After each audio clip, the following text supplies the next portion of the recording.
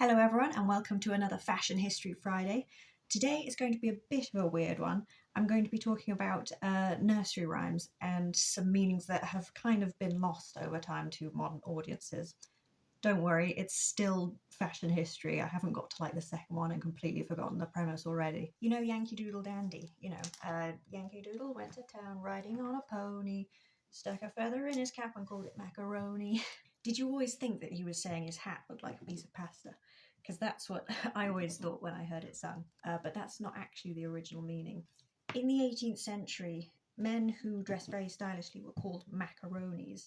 And this is because young men at the time went on what was called the Grand Tour, which is essentially just a tour of Europe that a lot of men did as a kind of rite of passage, and they partied and they gambled, and then when they came back home they were expected to settle down and marry. But while they were in Italy, they ate macaroni pasta, which we didn't really have in the UK at the time. So when they came back home, they were said to be part of the macaroni club. Anything that was fashionable was called macaroni.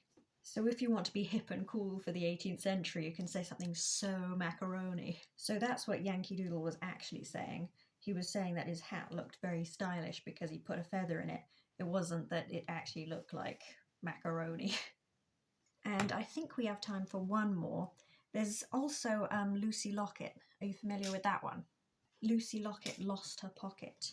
In the modern age, pockets are like sewn into garments, aren't they? So how on earth could you lose a pocket?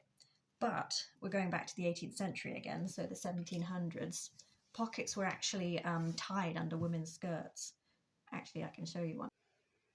So this is an 18th century pocket. It was tied around the waist, and then women could get to them by putting slits in their skirts. It was basically just a bag, a way of carrying things around. But because it was tied separately, it meant that Lucy Locket could lose her pocket. So that's it for this week. Make sure to follow and check in again next week for another edition of Fashion History Friday.